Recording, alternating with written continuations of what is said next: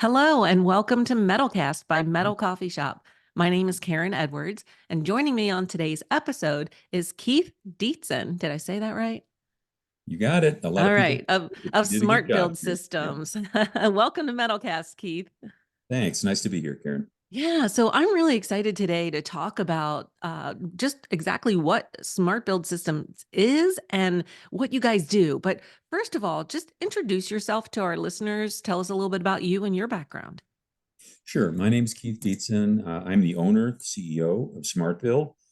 But my history in software development goes back quite a bit further. So the parent company of SmartBuild, Karen, is Keymark Enterprises, and I'm an old guy. I founded Keymark way back in 1975, and we were something of a pioneer in terms of writing software for the construction industry, the residential and light commercial construction industry. So over the years, we wrote software for the wood truss industry. We during the 1980s, we wrote the first ever program for engineered wood products, and so we've been in business since 1975. And then I decided to start SmartBuild as a company, as a product, about 7 years ago. So anyway, my background is one in software, in automation, and that's always what's kind of driven me. And so our team sizes have varied over the years. We were at one point about a decade ago an 80-person company, and I sold the wood software divisions we had at that time to Simpson Strong-Tie, who was a leader in the manufacture of hangers for the wood construction end of the business. And as I said, looking around for other applications, about 7 years ago, I decided to start up SmartBuild. Originally, that wasn't to address roofing. The original purpose of SmartBuild was to develop a software program that would be a presentation tool and a takeoff and pricing tool for the post frame industry. Okay. And of course, the post frame industry uses metal panels for Right. the sheathing material, both for the roofing and for the walls. And so we were involved in that effort for, gosh, 3-4 years before we met Mark McDonald of Sherwin-Williams. And he sought us out because of our reputation in the post frame industry. And he'd talked to some of his larger metal panel manufacturing companies who suggested that we would be a good partner in the roofing passport because our software was being so well received in the post frame end of the business. So that kind of gives you a little background of where we came Sure. from, But so we had a long history of writing software, but what it was really punctuated here over the last 7 years when we got involved in this industry segment that has several niches that are being addressed by people who manufacture and use metal panels. Right, right. So Yeah. you mentioned briefly the roofing passport. Mm-hmm. That is a program that Sherwin-Williams has put together to help contractors add metal to their business and grow their metal business. So you are a key role in helping contractors. You mentioned takeoffs, bids. Tell me a little bit more about how that works. Sure. Well, so that's yeah. So anyway, so we got our start when Mark approached us and said, "Hey, we're putting together this roofing passport system." And you might know the history of that and the purpose behind that, but I'll just kind of recount a little bit Sure. for your listeners, Karen, because what Sherwin-Williams as a paint company had determined, and they put a lot of resource into this, did research. Their goal was, of course, as a business to increase their paint sales, their coating paint sales. And that material, that paint goes on these metal panels, right? 29, 26, 24 gauge panels that are manufactured all over the country. And anyway, what they determined is that the way that they could really facilitate the growth of the metal panel sales was to make it easier for people offering metal roofing or for roofing contractors to bid re-roof and original roofing jobs using metal panels. Okay. So what they observed is that where the majority of residential roofs use asphalt shingles, Mhm. and of course they wanted metal to get a greater share. What they observed is that asphalt shingle roofers could very easily do pretty accurate bids if they just had the geometry for a roof. Okay, and there's a variety of ways they could go about getting that geometry. Go out and measure on the site. There are a number of other tools that could be used. The dominant and then probably the best technology in that whole industry for getting geometry information on existing roofs has always been EagleView. EagleView is the runaway leader. They have great technology, patented technology, and their own fleet of airplanes, and they can generate very accurate geometric information on an existing roof. Okay. Now, for an asphalt shingler, that's about all they need. You give them the number of squares on a roof, and you know what? They're off to the races, and they can just throw a number at it, and that's good for their bid. Well, what Sherwin-Williams had observed is that with metal roofing, of course, it's much more involved. First, there's more precision required in figuring the metal panels and trim pieces.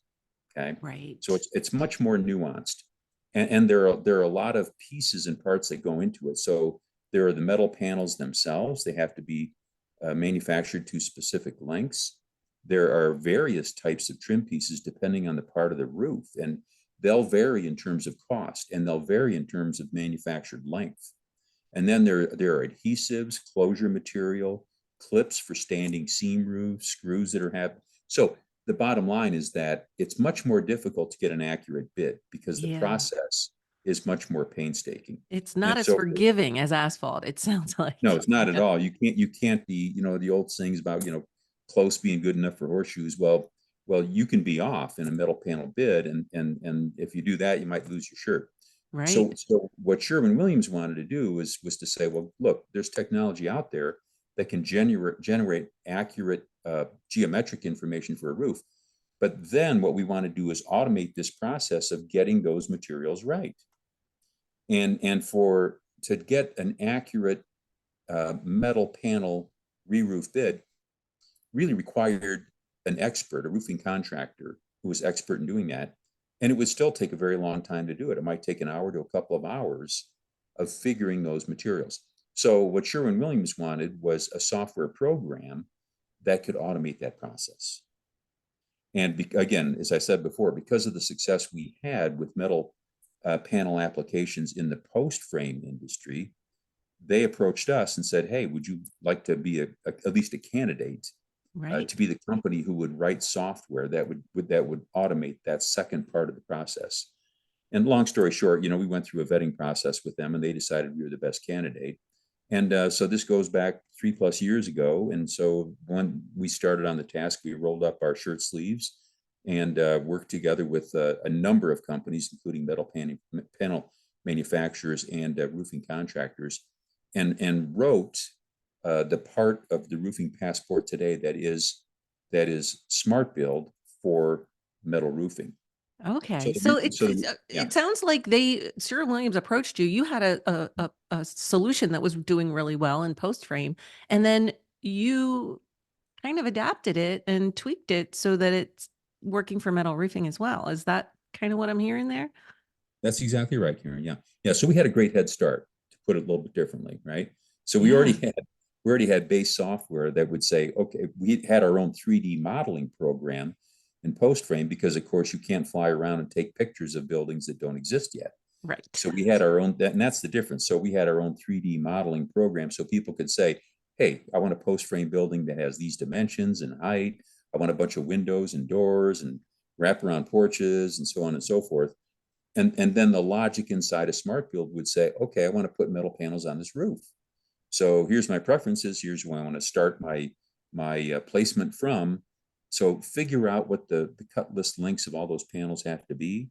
Look at the lengths available on these trim pieces, figure an optimized cut list on that, and then do the same takeoff for accessories. Figure the number of screws, the adhesives, the closure material. So we had a lot of the raw basics in place already.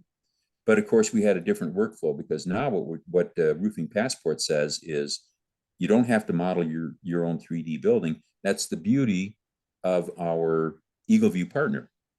So all you got to do is type in a street address, and then EagleView delivers that three-dimensional data. So in that version of SmartBuild, the one that plugs into the Roofing Passport, we just grab that 3D geometry that EagleView gives us. We build our own 3D model so the user doesn't have to spend time building that up. And then we take that logic to apply the metal panels and trim and do a takeoff. So we're tremendously successful, Karen, in Yeah. the post frame end of the business. We're dominant there. We have nearly 1,000 users today. And in fact, this month, December, we're adding 50 new clients. It's our biggest month Wow. ever. So, Yeah. lost my train of thought there a little bit. But anyway, but the irony is that although our software is so well received in post frame, there, of course, the user has to build up the 3D model. Right. The interesting thing about the roofing passport is it's almost entirely an automated process. I mean, the Wow. workflow, when you think about it, is if I'm all set up, I'm a contractor, I want to do a bid. Well, I log into my account, I type in a street address. Not very much work, right? Then when my job is ready, the only additional work I have to do is I log into my account and I select the panel I want to apply to that roof to generate the bid. Well, SmartBuild does the rest. Wow. So it takes that, let's just say it's a 26 gauge, 24-inch wide standing seam panel. SmartBuild will take that, apply it onto the whole roof, figure all the cut list lengths. It'll then figure all the trim pieces automatically. You don't have to tell it Wow. what kind of a ridge it is or what kind of trim piece. It's all been set up. So it figures that out and then does a takeoff on the other materials. So we're in post frame, a user has to sit down and build that model. It might take 15, 20 minutes. I mean, for a roofing passport job, your total workload when you're going on that simple path, you don't have to go outside the bounds, so to speak. I mean, you're talking about maybe 120 seconds worth of work. Wow. You've Yeah. got It sounds yeah. like my kind of thing. Yeah. I want to It's, get it done, get it accurate, and not spend a whole lot of time on it. I do have a question though, talking about building it out and estimates. How does that work? I know a lot of contractors have different pricing with different suppliers and how does it know so that you can be sure that that is your pricing and your accurate estimate?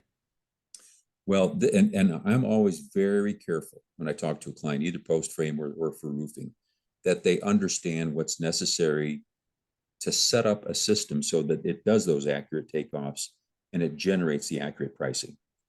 So high level to begin with, for SmartBuild to be able to do that takeoff, okay, there has to be a part number database that has all the parts and pieces established, Hmm. okay? That has to be inside of SmartBuild. So the first order of business is get the part number database. So there's a SKU, there's a product description, there's a unit of measure. When you think about panels, trim pieces, screws may come in bags of 100 or boxes of 250. We need to get that all established. Hmm.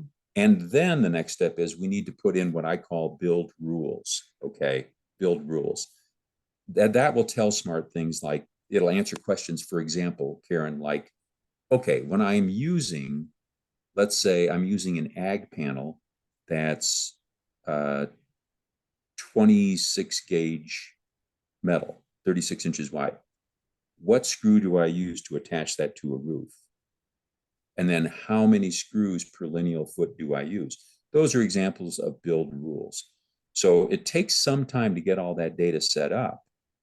And then once it's set up, that's why SmartBuild can do an automated takeoff. But Okay. that data preparation has to be done. Okay.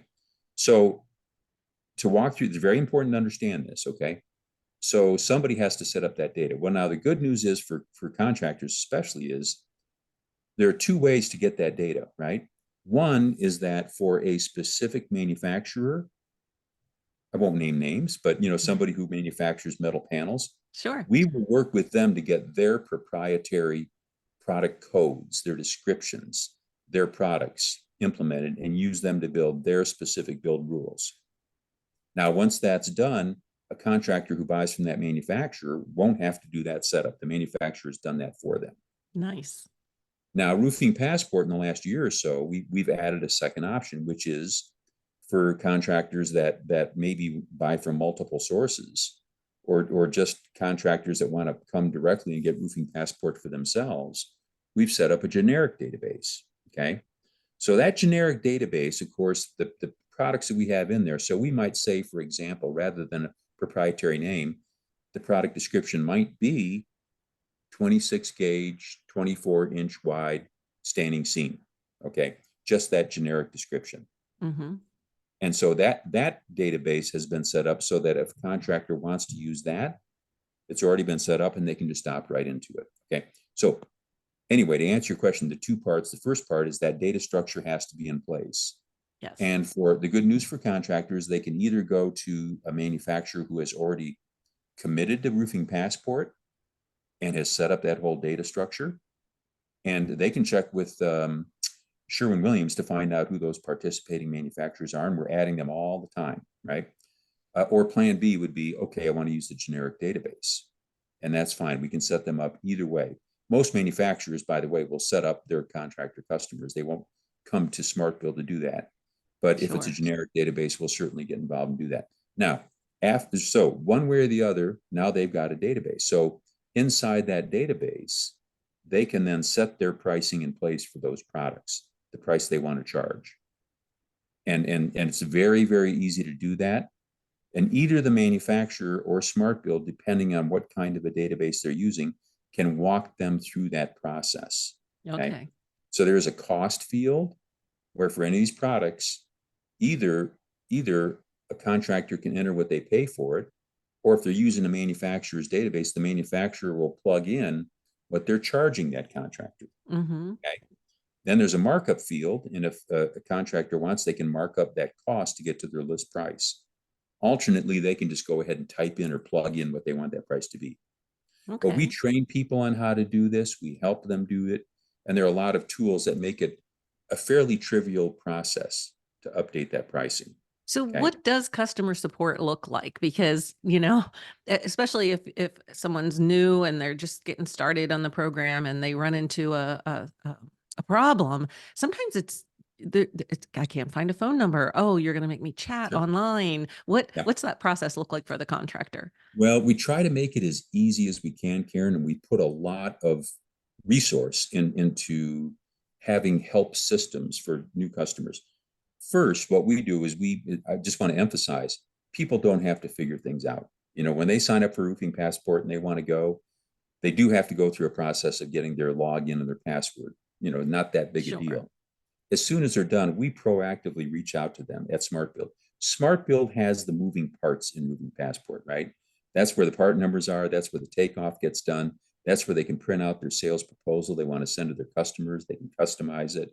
So that's where the help, that's where the need for help exists. So we start out day one by saying, you're not gonna have to figure it out on your own. We're going to conduct a training session. And here's the great thing I want people to know about Roofing Passport. We don't charge for that help. Okay. When people sign up, we always have an orientation meeting. So we'll set up a 1-hour session to get them going.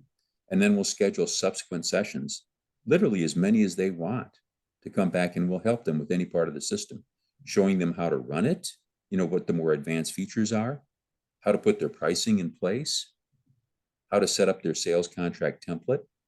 So we will hold people by the hand at no cost and walk them through this learning process as we go.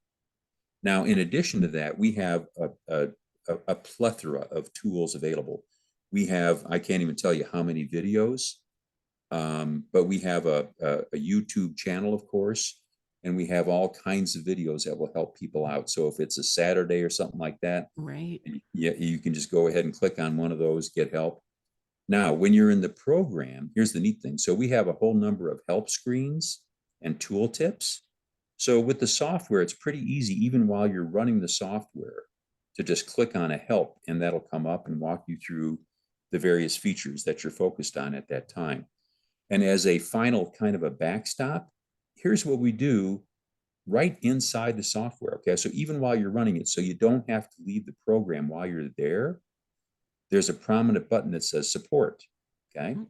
So if you're running the program and you want to ask a question right now without leaving the program, you click on that support button. Okay. Up comes a window. It's got a phone number on it. So you can just call that phone number and ask for help right now without leaving that job you're in the middle of working on. Alternately, you can type in a note, and that note will be sent to our design team. So maybe it's not a question you have to have answered right now. Maybe it's even just a suggestion you want to make while you have the thought in mind. So if you do that and just type in that note, that gets saved and that creates a support ticket on our end. As far as the phone number goes, we have 4 people in support. So when you call that phone, it will go to our primary support person who will answer the phone and hopefully answer the question. If that person's tied up, it'll rotor over to a backup support person.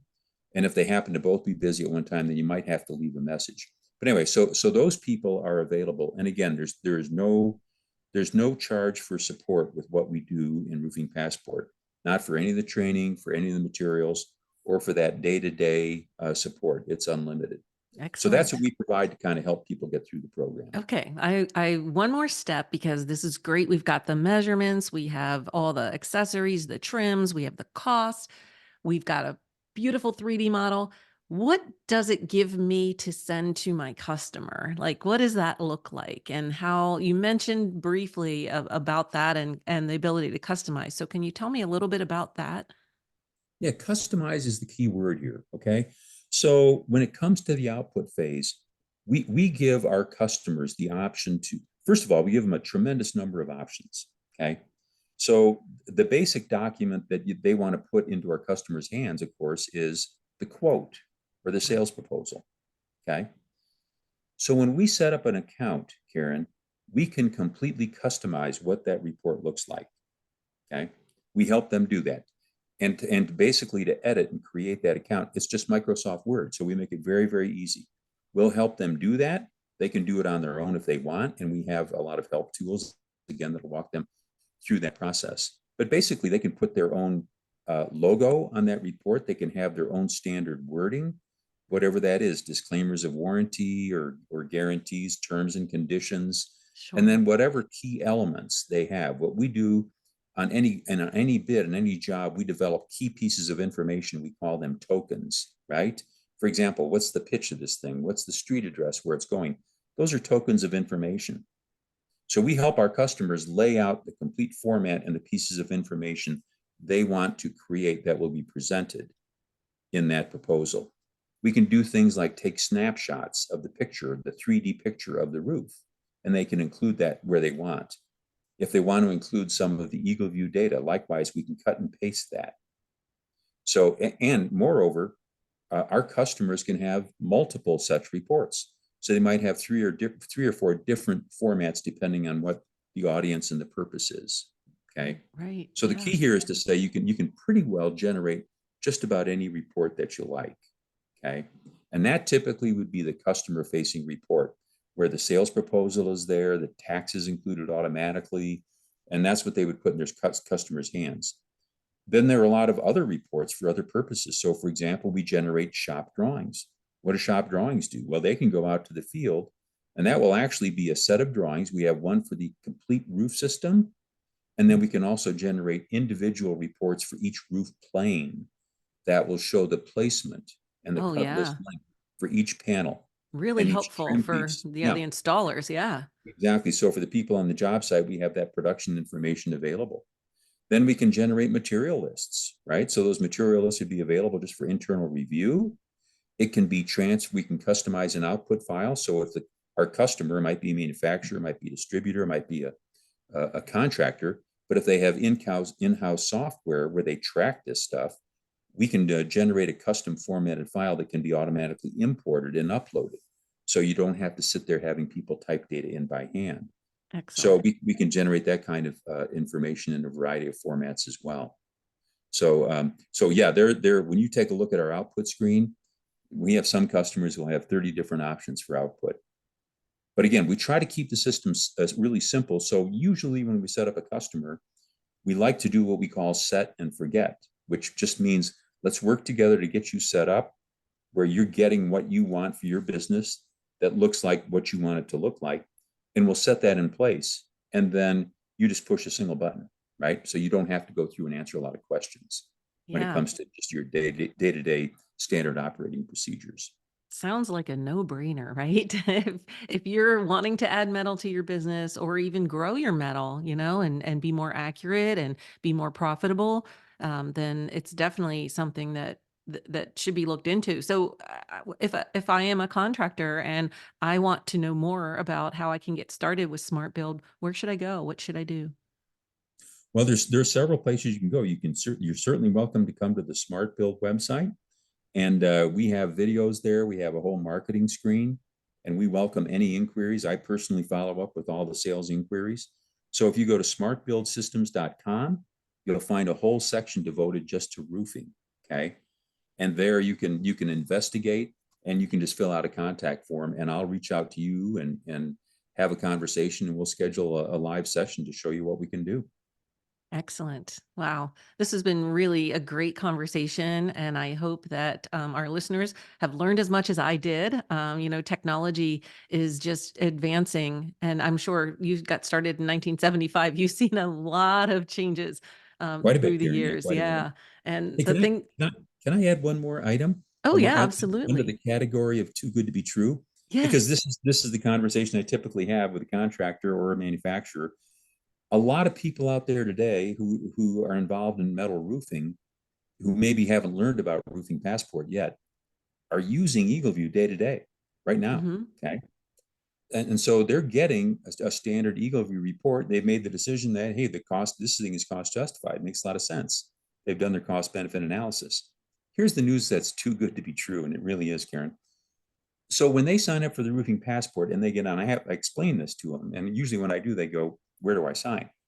Because what ends up happening is when they sign up for roofing passport, previously they had an EagleView report, and they're ordering those reports day to day, and they're paying for each report, right? That's the way EagleView works. The news that's too good to be true is when they sign up for roofing passport, now they get all the added benefits that Smart Build brings to them, automating the bid and the takeoff process. And ironically, you know what they pay for that? All they pay for is what they used to pay for the EagleView report itself. Oh, wow. They literally get all this additional benefit at no extra cost. In fact, the way the pricing works on Roofing Passport is they are charged the EagleView discounted bronze rate. And so for a lot of people we deal with, they actually end up paying less money, and they Wow. get all this benefit on, in addition to what they used to get Keith, come on. for Now, just. I was always told if Yeah, it sounds too good to be true, I know, but I know, wow, that's I know. incredible. Yeah. Yeah, I do.